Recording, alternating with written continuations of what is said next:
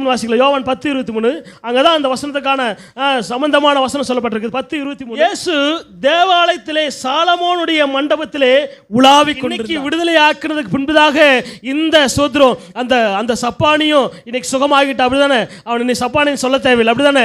இயேசு கிறிஸ்து நாமத்தினால விடுதலையாகி பேதுருவோடு கூட உள்ள தேவாலயத்தில் அந்த சாலமோன் மண்டபத்தில் போய் பேதுருவோடு கூட சேர்ந்து அங்கே துதிச்சு கொண்டிருக்கிறார், அப்படிதானே?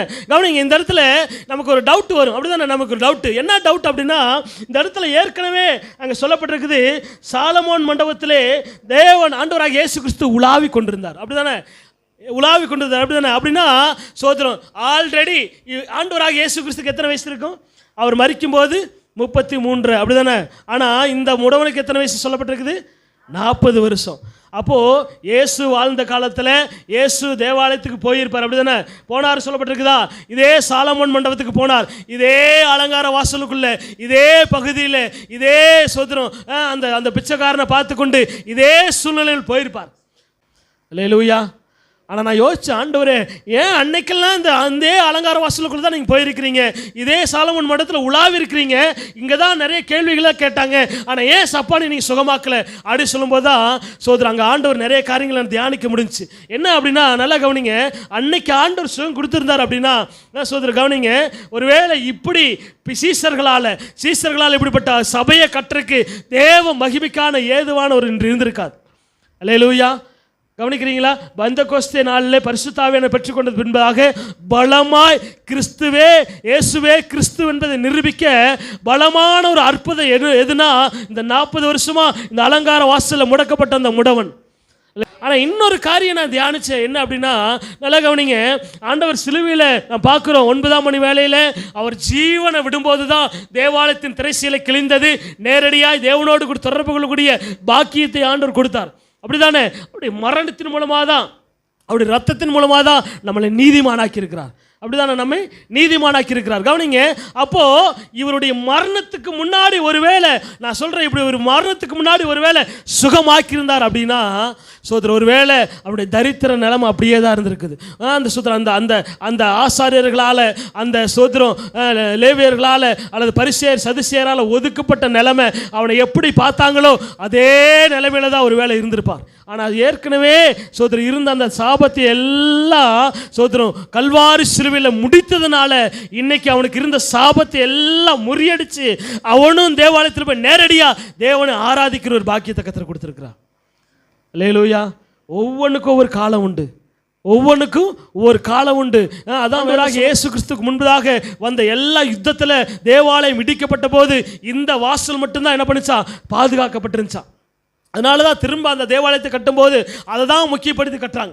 நல்லா கவனிங்க சுத்தர், அங்கே தான் எப்படி அந்த தேவாலயத்தின் வாசல் எல்லாம் தேவாலயம் இடிஞ்சு போனதுக்கு பின்பதாக இந்த வாசல் மட்டும் எப்படி இருந்துச்சோ, நில நின்று அவங்களுக்கு ஒரு ஆசீர்வாதமாக இருந்துச்சோ, அதே இடத்துல என் வாழ்க்கை முடிஞ்சு போய், என் வாழ்க்கை உடஞ்சி போய் இதோடு கூட முடிஞ்சிச்சுன்னு சொல்லி உட்கார்ந்துருந்த அந்த சப்பானிக்கு ஒரு வாழ்க்கையை கர்த்தர் கொடுக்கிறார். அல்லேலூயா. சத்தத்துக்கு அல்லேலூயா. அல்லேலூயா. இன்னைக்கு யோசிங்க, நம்முடைய வாழ்க்கையில் ஒருவேளை நீங்கள் இப்படிப்பட்ட ஒரு முடக்கப்பட்ட ஒரு நிலைமையில நீங்கள் உட்கார்ந்துருக்கலாம். என் வாழ்க்கை தூக்குற காலம் இல்லை, என் வாழ்க்கையில் மேலே வர்றதுக்கு வழி இல்லை, சொல்கிறேன் நான் இப்படியே இருக்கிறேன், என் வாழ்க்கை அவ்வளோதானா அப்படின்னு சொல்லி நீங்கள் ஒருவேளை யோசிச்சுட்டு இருக்கலாம். அல்லேலூயா. அல்லேலூயா. இந்த பிரச்சனை கொஞ்சம் மாறுச்சு அப்படின்னா என் வாழ்க்கை ஆசீர்வாதமாக வரும். இந்த கடன் பிரச்சனை மாறுச்சு அப்படின்னா நான் அடுத்த கட்ட லெவலில் நான் போவேன். எத்தனை பேர் அப்படி யோசிக்கிறீங்க? அல்லேலூயா.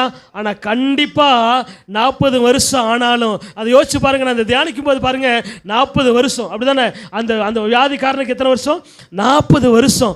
40 வருஷமா நம்முடைய இஸ்ரவேல் ஜனங்கள் எல்லாம் வனாந்தரத்தில் அடிமையாக சுத்த நடந்து என்ன பண்ணாங்க? வனாந்தர வாழ்க்கையில் என்ன பண்ணுறாங்க? நெருக்கப்பட்டு தன்னுடைய காணான பிடிப்போமோன்னு சொல்லி ஏக்கத்தோடு கூட 40 வருஷமா அடிமைத்தனத்திலிருந்து வந்த இஸ்ரவேல் ஜனங்கள் எல்லாம் அந்த வனாந்தர வாழ்க்கையில் நடந்து வராங்க. எப்போ விடுவி காலம் வரும், எப்போ காணானை பார்ப்போம் அப்படின்னு சொல்லி. அல்லேலூயா. அதே சூழ்நிலை தான் இவனுக்கு இருந்திருக்கும். நமக்கு ஒரு வனாந்தர வாழ்க்கை. இஸ்ரவேல் ஜனங்கள் 40 வருஷமா வனாந்தரத்தில் கஷ்டப்பட்டாங்க, முறுமுறுத்தாங்க, சாப்பாடு எல்லாத்துக்கும் முறுமுறுத்தாங்க. ஆனால் அவங்களுக்கு ஒரு அற்புதம் செஞ்சா தேவன் எனக்கு செய்ய மாட்டாரா அப்படி சொல்லி ஏக்கத்தோடு இருந்திருப்பாங்க. எப்படி இஸ்ரவேல் ஜனங்களுக்கு 40 வருஷம் முடிஞ்ச உடனே கானானுக்குள்ள கர்த்தர் அழைச்சிட்டு போனாரோ, அதே போல இவனுக்கு 40 வருஷம் முடிஞ்ச உடனே 40 வயசு வந்த உடனே ஆண்டவர் அங்கே பார்த்தாரு. இயேசு கிறிஸ்து நாமத்தினாலே எழுந்து நடக்க வச்சு அந்த வனாந்தர வாழ்க்கை மாற்றி ஒரு கானானை கர்த்தர் கொடுத்தார். அல்லேலூயா. உங்களுக்கு ஒரு கானான் வச்சிருக்கிறார். உங்களுக்கு ஏற்ற நேரம் ஒன்று வச்சிருக்கிறார். உங்களுக்கு ஏற்ற நேரம் ஒன்று வச்சிருக்கிறார். இப்போவே அந்த ஆசீர்வாதத்தை கொடுத்துட்டா அது உங்களுக்கு பெருசாக தெரியாது, அப்படி தானே? ஆனால் ஏற்ற நேரம் வச்சிருக்கிறாரு. ஏற்ற நேரம் வரும்போது கர்த்தர் உங்களை தூக்கும் போது நீங்கள் சொல்லுவீங்க, இதுதான் கர்த்தர் கொடுத்த கானான், இதுதான் கர்த்தர் கொடுத்த சுகம், இதுதான் கர்த்தர் கொடுத்த விடுதலை அப்படி சொல்லி ஏற்ற நேரத்தை கர்த்தர் உங்களுக்கு வச்சிருக்கிறார். அல்லேலூயா. ஆனால் கர்த்தருக்காக காத்துருங்க. நமக்கு சோர்வு வரும், போராட்டம் வரும், முறுமுறுப்பு வரும், தாழ்வு மனப்பான்மை வரும். அவருடைய ஏக்கம் எல்லாம் எப்படி இருந்திருக்கும்? அந்த தரித்திர நிலைமையில் இருந்த அந்த முடவனுக்கு எப்படியெல்லாம் இருந்திருக்கும் யோசிச்சு பாருங்க. அவருடைய பேச்சு எப்படி இருந்திருக்கும்? ஐயா அம்மா எதாவது கிடைக்குமா, ஐயா கொடுங்க அப்படி சொல்லி ஏக்கத்தோடு, என் நிலைமை அவ்வளோதான், நான் இப்படி தான் இருக்கேன், கொண்டு வந்து வைப்பாங்க, ஆனால் அவ்வளோதான் முடக்கப்பட்டிருக்கேன், இன்னைக்கு கிடைச்சாதான் காசு கொடுத்தாதான் சாப்பாடு. என்னவா இருந்துச்சு அவனுடைய பேச்சில்? என்னவா இருந்துச்சு? புலம்பல் பேச்சு. அல்லேலூயா. என்ன பேச்சா இருந்துச்சு? ஆனால் இப்போ அந்த வசனத்தில் பாருங்க என்ன சொல்லியிருக்கு அப்படின்னா, அந்த புலம்பல் பேச்சு எல்லாம் மாற்றி இங்கே சொல்லப்பட்டிருக்கு பாருங்க. அவன் குதித்தெழுந்து நின்று நடந்தான், நடந்து குதித்தான், குதித்து தேவனை துதித்து கொண்டு போனான். அல்லேலூயா, அல்லேலூயா. எப்படி இருந்துச்சு அவனுடைய வார்த்தை? எப்படி இருந்துச்சு? எப்படி இருந்துச்சு? தரித்திர நிலைமை, நான் வாழ முடியாது, என்னுடைய வாழ்க்கை எவ்வளோதான், இப்படியே முடக்கப்பட்ட நிலைமை தான், ஐயா அம்மா ஏதாவது சொல்லிட்டு இருந்த அவனுடைய வார்த்தை, புலம்புலா இருந்த வாய் இன்னைக்கு தேவனை துதிக்கிற அளவுக்கு கர்த்தர் மாற்ற ஆரம்பிச்சார். அல்லேலூயா. இன்னைக்கு ஒருவேளை நீங்களும் அப்படி ஒரு வாழ்க்கையில் அப்படி ஒரு வேளை புலம்பிட்டு இருக்கலாம். ஆனால் அந்த புலம்புல கர்த்தர் துதியின் சத்தமாக மாற்ற போறார். அல்லேலூயா. துதியின் சத்தமாக மாற்ற எத்தனை பேர் விசுவாசிக்கிறீங்க? அதை விசுவாசிக்கணும், அதை சுதந்திரிக்கணும். என் வாழ்க்கையில் இருக்கிற எல்லா புலம்பல், எல்லா அழுக, எல்லா நெருக்கம், என்னை யாரெல்லாம் அற்பமாக நினைச்சாங்களோ, யாரெல்லாம் அற்பமாக நினைச்சு அவங்கெல்லாம் புலம்பணும், அவங்களுக்கு மத்தியில் நான் கர்த்தரை தூக்க தான் போறாரு, நான் உயர தான் போறேன், கர்த்தரை உயர்த்த தான் போறாரு, நான் தேவனை துதிக்க தான் போறேன். அல்லேலூயா. துதிப்பாட்டு பாட தான் போறீங்க. நீங்க எத்தனை பேர் விசுவாசிக்கிறீங்க? அல்லேலூயா, அல்லேலூயா. அந்த விசுவாசம் உங்களுக்குள்ள வந்துருச்சு அப்படின்னா நீங்கள் முடக்கப்பட்ட நிலைமை இல்லை, எழுந்து நடக்க போகிறீங்க, நடந்து குதிக்க போகிறீங்க, குதித்து தேவனை ஆராதிக்க போகிறீங்க. அல்லேலூயா. பாருங்கள், யோசிச்சு பாருங்கள். வாசலுக்கு வெளியில் இருந்தவன் இன்னைக்கு என்ன பண்ணுறான்? துதிச்சு குதிச்சு சந்தோஷமாக சாலமோன் மண்டபத்துக்குள்ளே நடத்தின பேதுருவோடு யோவானோடு கூட சந்தோஷமாக உள்ள வந்து குதிக்க ஆரம்பிக்கிறான். வாசல்ல அலங்கோலமாக இருந்தவனை சோதரன் இன்னைக்கு அலங்காரமாக மாற்றி அந்த அலங்கார வாசலுக்குள்ளே கொண்டு வந்து தேவனை அந்த சமமாக வச்சிருக்கார் அப்படின்னா உங்களையும் கர்த்தர் கொண்டு வருவார். இன்னைக்கு நீங்கள் 7 மணி நிலைமைன்னு நினைக்கலாம், அல்லது அடுத்த கட்டத்துக்கு நேராக வர முடியலன்னு நினைக்கலாம். கட்டாயமாக கர்த்தர் கொண்டு வரதான் போகிறார். அல்லேலூயா. நீங்களும் அங்கே பாருங்கள், சொல்லப்பட்ட கீழே பாருங்கள், அந்த வசனத்தை நீங்கள் பாருங்கள். இதுக்கப்புறம் 10ஆம் வசனம் சொல்லப்பட்டிருக்குது, தேவாலயத்தின் அலங்கார வாசலண்டிலே பிச்சை கேட்டு உட்கார்ந்திருந்தவன் இவன் தான் என்று அறிந்து அவனுக்கு சம்பவத்தை குறித்து மிகவும் ஆச்சரியப்பட்டு பிரமித்தார்கள். அல்லேலூயா. 11 சொல்லப்பட்டிருக்கு பாருங்க, குணமாக்கப்பட்ட சப்பானி பேதுருவை யோவானை பற்றி கொண்டிருக்கையில் ஜனங்கள் எல்லாரும் பிரமித்து. அப்படின்னா பிரமித்து அப்படின்னா எப்படி இருந்திருக்கும்? பிரமித்து அப்படின்னா எப்படி இருந்திருக்கும்? எப்படி இருந்திருக்கும்? ஐயோ, வாசலுக்கு வெளியில ட்ரெஸ் அலங்கோலமா முடக்கப்பட்ட நிலைமையில் நடக்க முடியாது, தூக்கி கொண்டு வந்து வைப்பாங்க, யாரும் மதிக்க மாட்டாங்க. இப்படி ஒரு முடக்கப்பட்ட நிலைமையில் இருந்தவன் இன்னைக்கு சுகமாகி சமமா தேவாலயத்துக்கு வந்து சாலமோன் மண்டபத்தை துதிச்சிட்டு இருக்கிறானே அப்படின்ற பார்க்கும்போது அது ஒரு ஆச்சரியமா இருந்திருக்கும். அல்லேலூயா. யாரெல்லாம் உங்களை அப்படி பார்க்குறாங்க, யாரெல்லாம் உங்களை அப்படி அற்பமாக நினைக்கிறாங்க, அவங்க கண்ணுக்கு முன்னாடி உங்களை கர்த்தர் ஆச்சரியப்பட வைக்க போறார். அதுதான் நம்முடைய ஆண்டவராகிய இயேசு நாமம். அதுதான் அவர் வல்லமை உள்ளவர். அதற்காக தான் அந்த கல்வாரி சிலுவையிலே நமக்காக ஜீவனை கொடுத்தார். அதற்காக தான் உயிரோடு கூட எழுந்தார். அதற்காக தான் மீண்டும் வரப்போகிறார். அதற்காக தான் அந்த அதிகாரத்தை நம்ம கையில் கொடுத்திருக்கிறார். நம்மளை வெக்கப்படுத்துறவங்களுக்கு முன்னாடி, நம்மளை துக்கப்படுத்துறவங்களுக்கு முன்னாடி, நம்மளை அவமானமாக நினைச்சவங்களுக்கு முன்னாடி நம்ம தலையை உயர்த்த போகிறார். ஆச்சரியப்பட வைக்க போகிறார், பிரமிக்க வைக்க போகிறார். எத்தனை பேர் அப்படிப்பட்ட வாழ்க்கை வேணும்னு நினைக்கிறீங்க?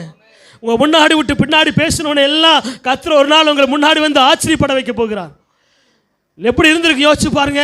நம்ம சபைக்கு வந்தது நிமித்தமா அல்லது நம்ம ஒரு நெருக்கப்பட்ட நேரத்தில் நம்மளை எல்லாம் எப்படி பேசியிருப்பாங்க, எப்படி யோசிச்சிருப்பாங்க. இன்னைக்கு அந்த பேச்சு எல்லாம் மாற்றி ஆச்சரியப்பட வைக்க போகிறார். அதான் கர்த்தர் சொன்னார். இந்த காரியத்தை தியானிக்கும் போது, உங்களுக்காக நான் ஜெபிக்கும் போது அதான் சொன்னார். இன்னைக்கு முடக்கப்பட்ட நிலைமையில சோதர ஜனங்களால் புறக்கணிக்கப்பட்ட நிலைமையில இன்னைக்கு வந்திருக்கிறாங்க. அவங்க எல்லாம் யார் மத்தியில் எல்லாம் வைக்கப்பட்டு நின்னாங்களோ அவங்க கண்ணுக்கு முன்னாடி பிரமிக்க வைக்க போகிறேன்னு சொல்லி. எத்தனை பேர் அப்படி ஆசைப்படுறீங்க? எத்தனை பேர் அப்படி ஆசைப்படுறீங்க?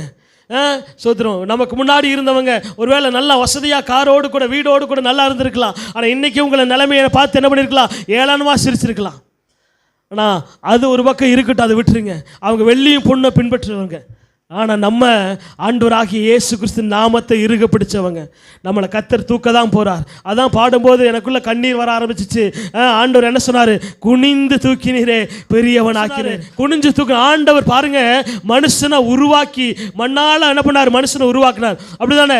பாருங்க, இந்த வார்த்தையினால எல்லாவற்றையும் உருவாக்கினார். எல்லாம் பார்க்குற எல்லா சிருஷ்டிகளை உருவாக்கினார். ஆனால் மனுஷனை உருவாக்க தான் தன்னை தாழ்த்தி தேவன் சிங்காசனத்தை விட்டு தரை வரைக்கும் குனிஞ்சு அவனை உருவாக்க ஆரம்பிச்சார். அல்லேலூயா. விபச்சாரத்தில் பிடிபட்ட ஸ்திரீ அந்த இடத்துல எல்லாரும் கல்லெடுத்து அடிக்கும் போது அப்படிதானே ஆண்டவராக இயேசு கிறிஸ்து குனிஞ்சு என்ன பண்றாரு? தரையில் எழுத ஆரம்பிக்கிறார். தரையில் எழுதுன நிமித்தமா அவளுக்கு கர்த்தர் ஒரு மன்னிப்பு கொடுத்து அவளுடைய தலையெழுத்தையே கர்த்தர் மாற்றினார். அல்லேலூயா. அதே நிலைமையில தான் அந்த முடக்கப்பட்ட சூழ்நிலையில் சப்பானி உட்கார்ந்துருக்கிறான். இன்னைக்கு பேதுரும் யோவானு வந்து அங்கே சொல்லப்பட்டிருக்குது, வலது கையை பிடித்து. அதெல்லாம் ஒவ்வொரு காரியத்தை தியானிக்கும் போது சோதரன் நேரம் பத்தாது. வலது கையை பிடித்து அவனை தூக்கி விட்டார்கள். வலது கை எதுக்கு தெரியுமா? எனக்கு அருமையான தேவப்பிள்ளைகளே, ஆண்டவர் சொல்றாரு, உன் வலது கையை பிடித்து. ஏற்கனவே வசனம் சொல்லப்பட்டிருக்குது. ஏசாயால பார்த்தீங்கன்னா வலது கையை பிடிக்கிறார் அப்படின்னா அவரோடு கூட உடன்படிக்கை பண்ணுறது. அல்லேலூயா. அவரோடு கூட உடன்படிக்கை பண்ணுறது. இவர் என்னுடைய பிள்ளை, இவர் யாரும் நீ தொட முடியாது அப்படின்றாரு. என்னுடைய சொந்தம், என்னுடைய சொத்து அப்படின்றதுக்கான உடன்படிக்கை தான் அது. அதான் வலதுகை பிடிச்சு தூக்குறார். ரெண்டாவது என்ன காரியம் தெரியுமா? ஆண்டவராக இயேசு அநேக வியாதிஸ்தர்கள் தொட்டு சுகமாக்கினார். அல்லேலூயா. அந்த தொடுகிற அந்த வல்லமை ஆண்டவராக இயேசு பரலோகத்துக்கு போனதுக்கு முன்பதாக அதே வல்லமை சீசர்களுக்குள்ள பாஞ்சு, சீசர்களுக்குள்ள இருக்கிற அந்த இயேசுவின் வல்லமை தொடும்போது இந்த முடவனால எழும்பி நடக்க முடிஞ்சிச்சு. அல்லேலூயா. அல்லேலூயா. சத்தத்தை விட்டு அல்லேலூயா. அல்லேலூயா. உங்களையும் கர்த்தர் தூக்க விரும்புகிறார். அவர் நம்மளை ஒருபோது கைவிடலை. நம்மளை கரம் பிடிச்சு தான் வச்சு குனிந்து தூக்கினீரே பெரியவனாக்கினீரே, உமது காரியத்தினால் பெரியவனாக்கினீர். அல்லேலூயா. அந்த யோசிச்சு பாருங்க, அந்த பாட்டுக்கு தகுதியான இவருதான். அல்லேலூயா. யோசிச்சு பாருங்க, 40 வருஷம் யாரும் கண்டுக்கல, யாருமே முடக்கப்பட்ட நிலைமை, சடங்காச்சாரம் அவனை தூக்கல. சோதர பாரம்பரியம் அவனை ஒதுக்குச்சு. அப்படிதானே? சபையினுடைய பாரம்பரியம், தேவாலயத்தினுடைய பாரம்பரியம் அவனை சுகமாக்கல, அவனை என்ன பண்ணல? மேலே கொண்டு வரல. ஆனால் எல்லா தடைகளை தாண்டி எல்லாவற்றுக்கும் மேலாக இயேசு கிறிஸ்து உயிர் தெழுந்த வல்லமை எல்லா சடங்காச்சாரத்தை தாண்டி விடுதலையாக்குச்சு. ஆண்டுடைய காருண்யம், ஆண்டுடைய கிருபை, ஆண்டுடைய நாமம் அது மட்டும்தான் தூக்குச்சு. நீங்களும் நானும் நிக்கிறோம்னா என்ன காரணம் தெரியுமா? ஆண்டோடைய கரம் உங்களை தூக்கத்திலிருந்து, நெருக்கத்திலிருந்து, பாவ குழியிலிருந்து நம்ம ஆண்டவர் கரம் தூக்கி எடுத்திருக்கு. அவளை பெரியவனாக்கி இருக்கு. இன்னைக்கு நான் நிக்கிறேன் அப்படின்னா சாதாரண இல்லை. எத்தனையோ சூழ்நிலையும் இல்லை, உடஞ்சு போயிருந்த நிலைமையில கர்த்தர் என்னை தூக்கி எடுத்திருக்கிறார். அல்லேலூயா.